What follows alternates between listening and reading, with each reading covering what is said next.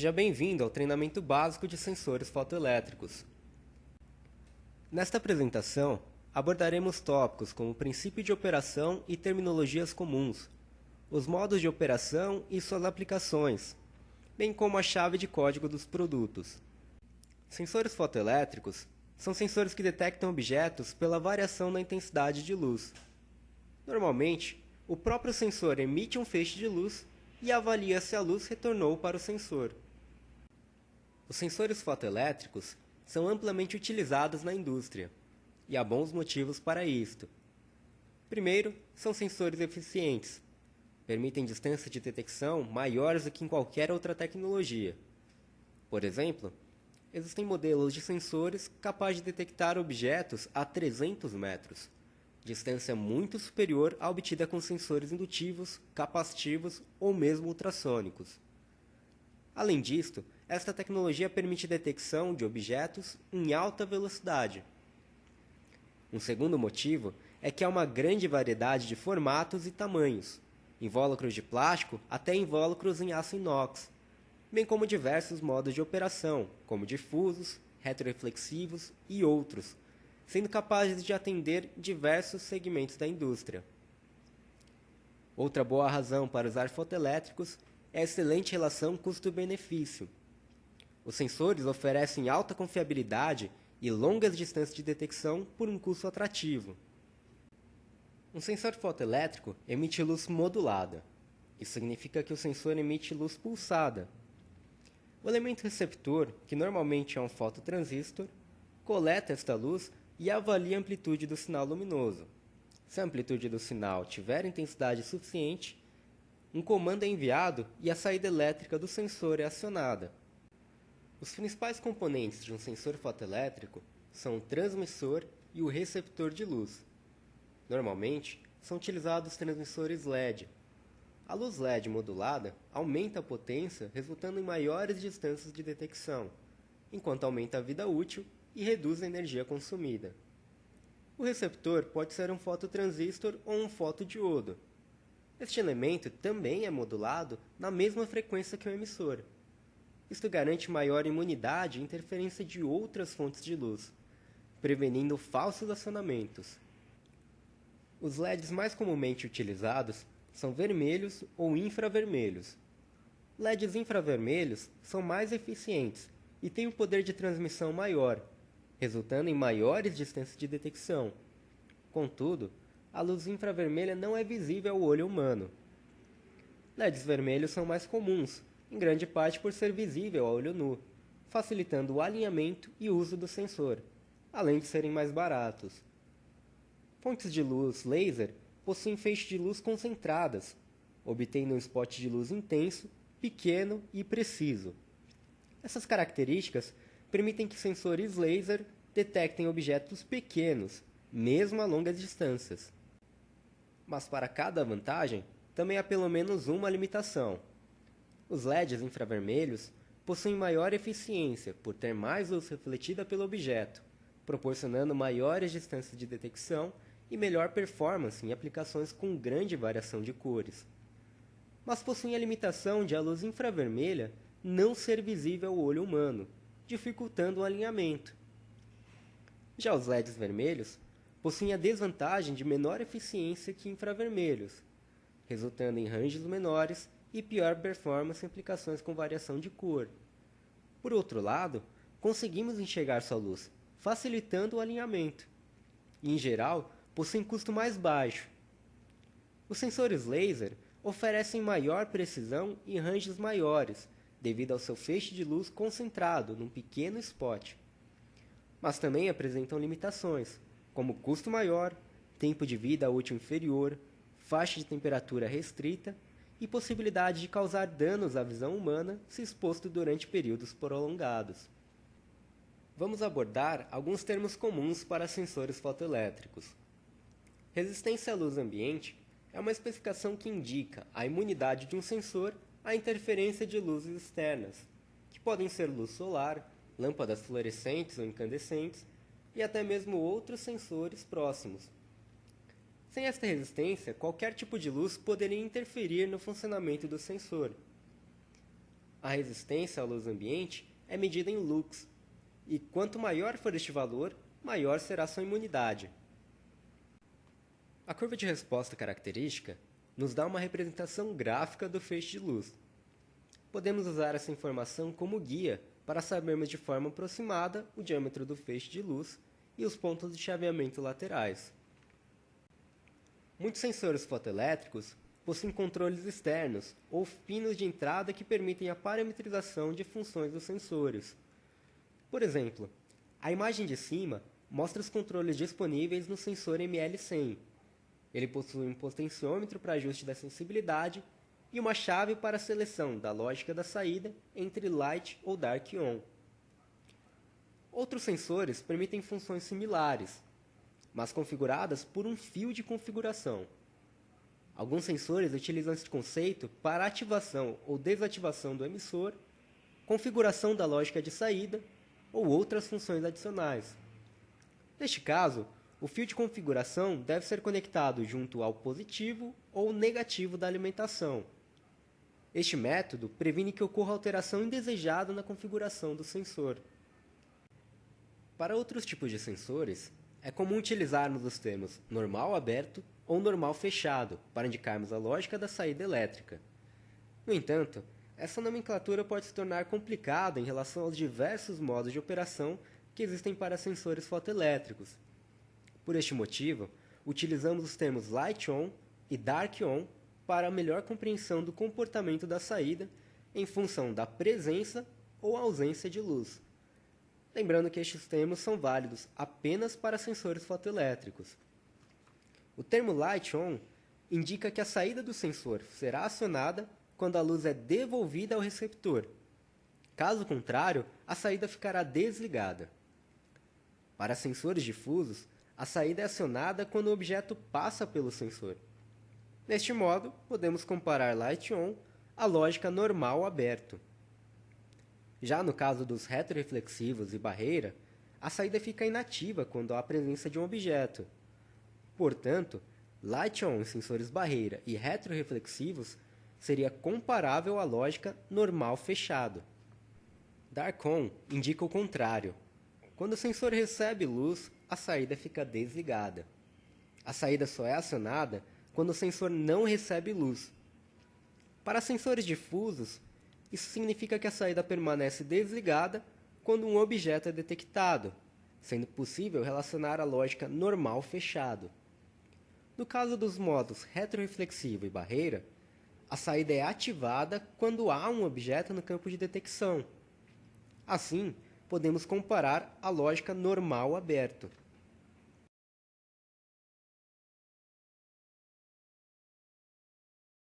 Os sensores fotoelétricos estão disponíveis em diversos formatos, tamanhos, fontes de luz e tipos de saídas diferentes. Quando vamos especificar um sensor, nos deparamos com milhares de modelos. Mas visto que existem apenas 3 modos básicos de operação, se entendermos os princípios de cada um, teremos mais facilidade para selecionar o sensor ideal para cada aplicação. Estes princípios se aplicam a qualquer sensor, independente de formato, tamanho, estilo, entre outros fatores. Um dos modos de operação é o difuso, em que o sensor emite luz, que é então refletida pelo próprio objeto de volta para o sensor. Outro modo é o retroreflexivo. Neste modo, o sensor emite luz em direção ao espelho, e este espelho reflete a luz de volta para o sensor. Caso um objeto passe entre o sensor e o refletor, obstruindo a passagem de luz, a saída é acionada. E por último, temos os sensores barreira. Neste caso, os sensores são compostos por 2 unidades separadas. Temos o emissor, que envia a luz, e temos o receptor, que avalia a chegada desta luz. Caso um objeto bloqueie a passagem de luz de uma unidade para outra, a saída será ativada. Mas vamos detalhar um pouco mais cada modo de operação e suas vantagens. O modo difuso é o mais simples de todos. O emissor e o receptor ficam no mesmo invólucro.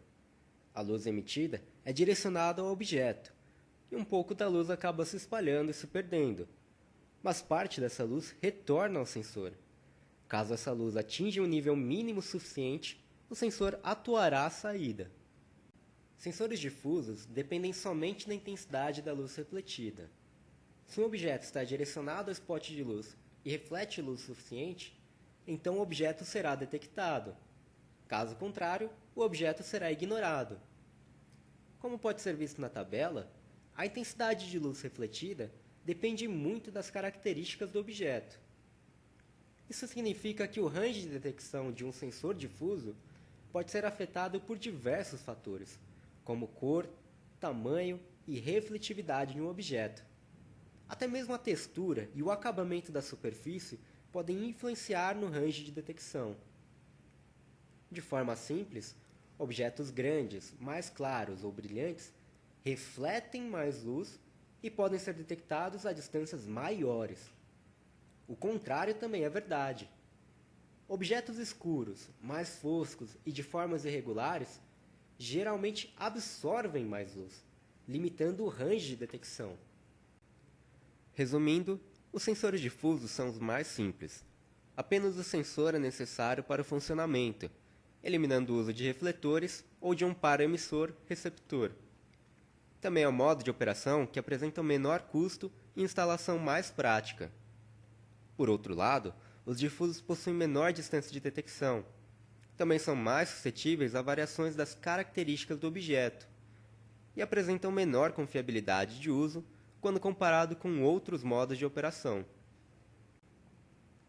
Alguns exemplos de aplicações para sensores difusos seriam detecção de material, contagem de produtos para embalagem ou pelletização, detecção de abas abertas em tampas de embalagem, verificação de presença de partes e detecção de caixas em sistemas automáticos. Aqui estão alguns termos comuns encontrados em folhas de dados de sensores difusos. A distância de detecção indica a distância mínima e máxima para uma detecção segura de um alvo de referência. O alvo de referência é um cartão padrão da cor branca com 90% de refletividade e tamanho de 100 mm por 100 mm. Outro termo comum é a diferença entre preto e branco. Este valor indica a diferença na distância de detecção comparando cartões padrões na cor branca e na cor preta. Para sensores difusos, essa diferença normalmente é bem significativa. Por exemplo, um sensor difuso talvez detecte um objeto branco a 1 metro de distância. Mas pode ser que essa distância caia para cerca de uns 30 centímetros com um objeto preto. Por isso, é importante sabermos que tipo de objeto será detectado no processo. Também é comum as folhas de dados apresentarem gráficos, indicando a distância de detecção para objetos com diferentes cores. Sensores difusos possuem muitas variações especiais. Estas variações foram desenvolvidas para vencer algumas limitações no modo difuso convencional. O modo convergente apresenta o emissor e o receptor fisicamente alinhados para um ponto focal pré-definido, oferecendo maior confiabilidade de detecção. O modo divergente emite um grande spot de luz e é sensível a pequenas variações, sendo capaz de detectar objetos transparentes em alguns casos. Também existem os modos difuso com supressão de plano de fundo e o modo da avaliação de plano de fundo. A supressão de plano de fundo é uma das variantes mais utilizadas. Neste modo, o sensor é ajustado para detectar até uma distância limite. Objetos que passem antes dessa distância serão detectados, mas o sensor ignorará objetos que estejam mais longe do que o ajustado. Esta função é especialmente útil em casos em que o espaço é restrito e existe uma parede atrás que seja mais reflexiva que o objeto. A imagem mostra a detecção de chocolates, mesmo com uma parede metálica reflexiva. Além disto, o princípio de funcionamento desta variante permite que o sensor tenha melhor performance na detecção de pequenos objetos ou aplicações com muita variação de cor. Outra variante interessante do modo difuso é o modo de avaliação de plano de fundo. Nesta variante, o sensor sempre deverá ser apontado e ajustado para um alvo de referência, que que pode ser uma parede da própria máquina ou mesmo a esteira que transporta os materiais no processo. O sensor passará a avaliar se o plano de referência é detectado ou não. Se o plano de referência for detectado, significa que não há objeto presente. Caso o plano não seja encontrado, o sensor entenderá que existe um objeto e a detecção acontecerá mesmo que a luz não retorne para o sensor. Desta forma, é possível detectar objetos reflexivos com formas complexas e até objetos escuros de forma confiável. O segundo modo de operação é o retroreflexivo. Assim como o difuso, os sensores retroreflexivos têm um emissor e receptor no mesmo invólucro. Mas desta vez, a luz não é refletida pelo próprio objeto. Neste caso, a luz é direcionada para um espelho ou refletor que devolve a luz para o sensor. Quando o objeto interrompe o feixe de luz do sensor até o espelho, o objeto é detectado. Os espelhos ou refletores, utilizados em conjunto com sensores retroreflexivos, possuem características especiais. São conhecidos como espelho prismático e possuem a vantagem de refletir a luz na mesma direção em que ela veio, compensando pequenos desvios de ângulo. Existem diversos modelos e formatos de refletores prismáticos, incluindo fitas autoadesivas que podem ser cortadas no tamanho desejado. Outro aspecto importante é que os espelhos prismáticos alteram a polarização da luz, tornando-o adequado para trabalhar em conjunto com sensores polarizados. A maior parte dos sensores retroreflexivos modernos são polarizados. Isto garante que o sensor não confunda objetos reflexivos como se fosse o próprio refletor, evitando erros. Os sensores polarizados utilizam um filtro polarizador, tanto no emissor como no receptor. Desta forma, a luz que sai do sensor está numa polarização, e o sensor receberá apenas a luz polarizada em 90 graus.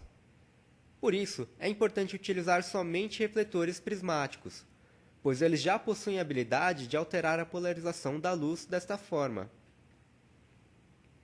Outros objetos reflexivos não possuem a capacidade de polarizar a luz. Por exemplo, imagine que uma lata de alumínio passe na frente do sensor. A luz será refletida de volta ao sensor, mas visto que não será polarizada, o filtro bloqueará e o sensor não confundirá com o espelho. Alguns benefícios dos retroreflexivos são que possuem rangos de detecção maiores. Também apresentam alta confiabilidade de detecção, sendo capazes de detectar objetos de cores, texturas e formas diferentes sem muito impacto no range. E ainda há versões especiais que permitem detecção de objetos transparentes. Mas também existem algumas limitações. É necessário um espelho prismático e o sensor deverá ser alinhado em relação ao espelho. Também, muitos modelos apresentam uma zona morta ou distância mínima do sensor em relação ao espelho. Alguns exemplos de aplicações podem ser detecção de garrafas e embalagens, presença de materiais, gatilho para início de outros processos como leitura de códigos de barras e detecção em grandes distâncias. Alguns dos termos comuns encontrados em folhas de dados de sensores retroreflexivos são: refletor padrão, informa o modelo de refletor indicado para o uso com o sensor em questão. Todos os valores de distâncias de detecção mencionados nas folhas de dados são baseadas em testes com o refletor padrão. Note que isso não quer dizer que outros modelos de refletor não possam ser utilizados. Podemos sim utilizar outros modelos de refletor, mas devemos ter em mente que caso utilizemos refletores com tamanhos ou refletividade diferentes, as distâncias de detecção também irão mudar. Outro termo é distância de detecção efetiva, que indica a distância mínima e máxima para uma detecção confiável com o refletor de referência. Não devemos confundir com o termo limiar de detecção. Limiar de detecção indica a distância máxima absoluta que um sensor pode detectar. No entanto, não é recomendável trabalhar com este limite, pois o sensor fica sujeito a fatores externos que podem atrapalhar a detecção do refletor. O ideal é sempre trabalharmos dentro da distância de detecção efetiva. Por último, o termo distância do refletor indica a distância mínima e máxima para a instalação do refletor. Os sensores retroreflexivos também possuem variantes para aplicações especiais. Uma das variações é a versão para a detecção de objetos transparentes, capaz de detecção de objetos como garrafas de vidro. O modo de supressão de plano de frente é útil nos casos em que devemos detectar objetos embalados em filme plástico, normalmente conhecidos como filmes trash. Por exemplo, pallets embalados em filmes trash podem causar a reflexão de luz polarizada, gerando erros na detecção.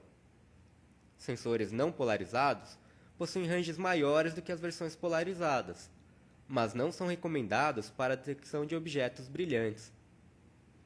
Também temos os sensores de área, que emitem múltiplos feixes e cobrem uma área ao invés de apenas uma linha. Das 4 variações mencionadas, queremos detalhar a versão para a detecção de objetos transparentes. Nesta variação, o sensor precisará de uma parametrização de intensidade de luz sem objeto. Muitos modelos permitem que selecionemos o nível de transparência do objeto. A partir disto, o sensor funcionará com maior sensibilidade, chaveando mesmo com uma pequena variação de contraste na luz. Por isso, podemos utilizar para detectar objetos transparentes, como garrafas de vidro ou de plástico, sendo especialmente útil para a indústria de alimentos e bebidas. O último modo de operação é o barreira. Sensores barreira têm o emissor e o receptor em invólucros diferentes.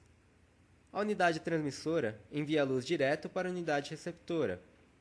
Assim que um objeto cruza e bloqueia a passagem do feixe de luz, o sensor atua à saída. O principal ponto positivo dos sensores barreira é a grande distância de detecção. Para exemplificar, existem modelos com range de até 300 metros. Mas além disso, também apresentam boa confiabilidade de detecção, não apresentando problemas quando há variação de cor, forma ou textura do objeto. No entanto, é necessário um esforço maior para a instalação, visto que o sensor possui 2 unidades que precisam ser alimentadas e alinhadas.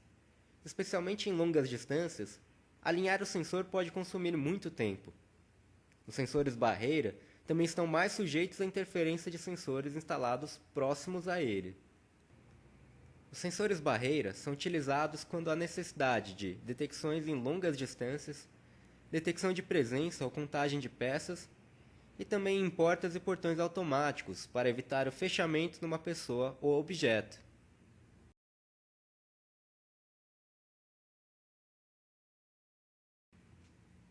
Os sensores fotoelétricos estão disponíveis em diversos tipos de sinal de saída e alimentação. Temos sensores corrente contínua, sensores corrente alternada e alimentação universal, que permite corrente contínua ou alternada no mesmo modelo.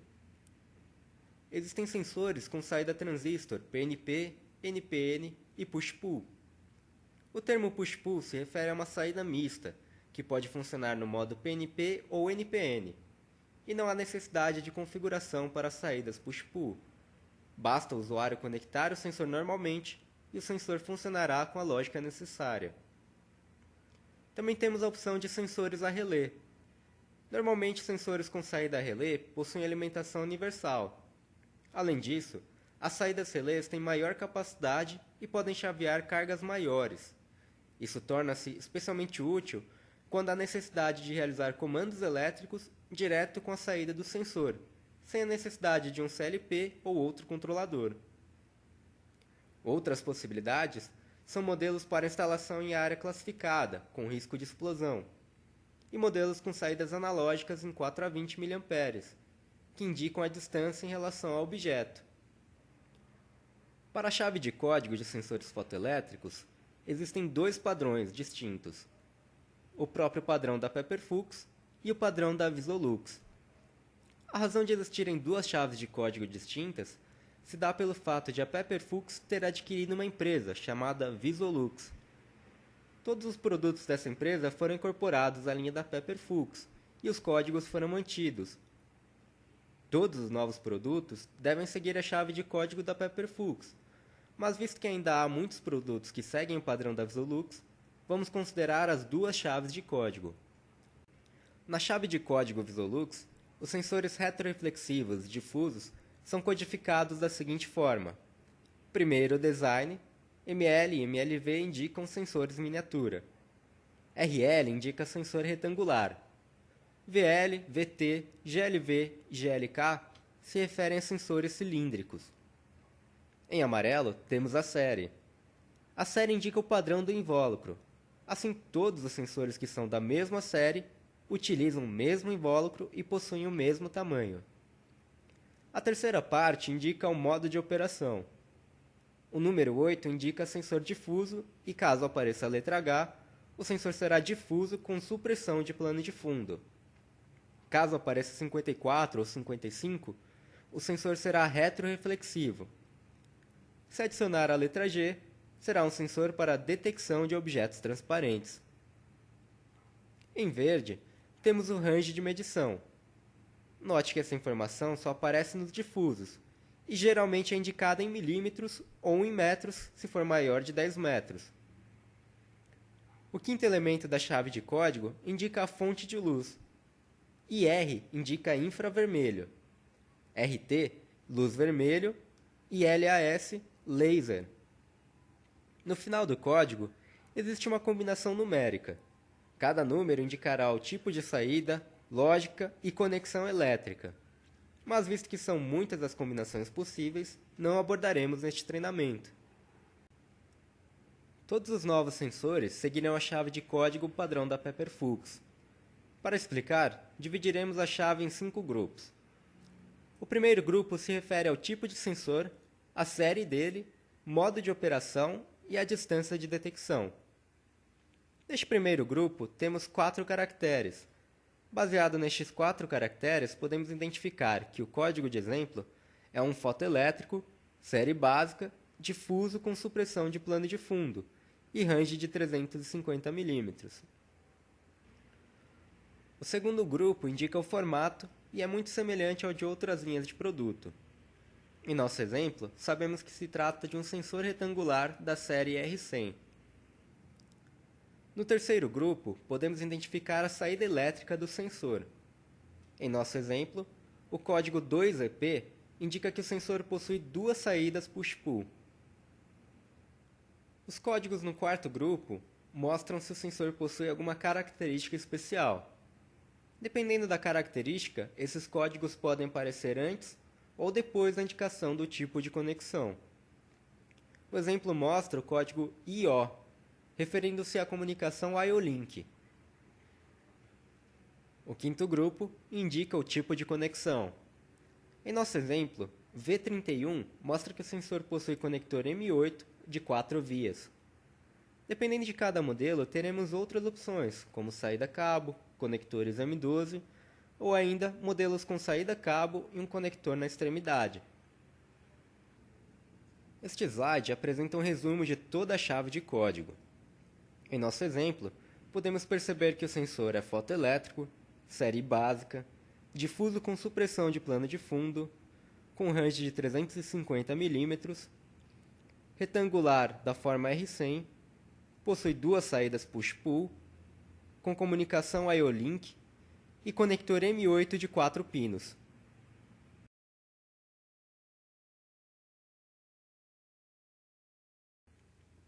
Sensores de fibra ótica exigem 2 componentes. A fibra ótica, que é um pequeno cabo de plástico ou vidro capaz de conduzir a luz, e o amplificador de fibra, que é o sensor que emite e recebe a luz e gera o sinal de saída. Este conjunto pode agir como um sensor barreira ou um sensor difuso. A luz emitida pelo amplificador é guiada dentro da fibra ótica por reflexão. A luz vai refletindo no revestimento interno de um lado ao outro até atingir o final da fibra e detectar o objeto. E para garantir maior proteção, a fibra ainda recebe um revestimento externo, que pode ser de PVC ou até mesmo em aço inox para maior robustez. A forma mais fácil de especificar um modelo de fibra ótica é buscar na documentação do amplificador. Normalmente na folha de dados ou no documento adicional, podemos encontrar os modelos de fibra e as características técnicas.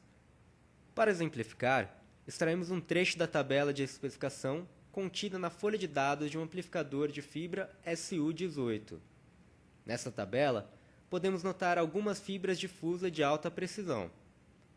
A primeira linha mostra uma fibra com cabeça M3, em PMMA, que é um tipo de plástico. O range de detecção com este modelo de amplificador é de 4 mm. A fibra possui secção de 0,25 mm de diâmetro, comprimento de 2 metros e raio mínimo de curvatura de 10 mm. Modelos para aplicações especiais também são indicados na tabela. Os benefícios de utilizar fibras óticas incluem modelos compactos para uso em local de espaço restrito, alta precisão, capaz de detectar pequenas peças, grande variedade de modelos de fibras, até mesmo para aplicações especiais, e possibilidade de uso em locais agressivos e até com alta temperatura. Como limitações, as fibras apresentam ranges de detecção menores que sensores comuns, e é necessário comprar a fibra e o amplificador separadamente. Podemos utilizar fibras óticas para detectar pequenos objetos, como terminais de componentes eletrônicos, contagem de objetos em alta velocidade, ou mesmo monitorar velocidade de engrenagens, detecção de objetos em locais agressivos, com produtos químicos ou em alta temperatura, e também em aplicações com pouco espaço disponível, na quais sensores comuns não caberiam. As terminologias usadas com fibras óticas são: fibra ótica de vidro, consiste em um conjunto de pequenos filamentos de vidro unidos para conduzir luz, revestidos em PVC ou aço inox. Fibra ótica de plástico é semelhante ao anterior, mas usa-se plástico na composição da fibra e revestimentos em PVC. Normalmente, utiliza-se apenas com luz vermelha.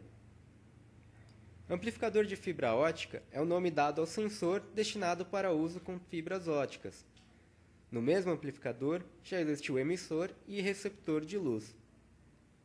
Raio de curvatura indica o menor raio de curva que podemos fazer sem causar danos à fibra. As fibras óticas também possuem acessórios. Por exemplo, os adaptadores de lente modificam o feixe de luz. Existem lentes que podem aumentar o range de detecção e outras lentes que podem diminuir o tamanho do spot de luz. Os cortadores de fibra ótica podem ser usados para reduzir o tamanho de uma fibra, mas note que ela só pode ser usada em fibras de plástico. Por último, podemos utilizar adaptadores para conectar uma fibra de pequeno diâmetro a um amplificador. Encerramos nosso treinamento básico de sensores fotoelétricos. Em caso de dúvidas ou sugestões, entre em contato com o nosso departamento técnico. Acesse também o nosso site www.pepper-fux.com.br.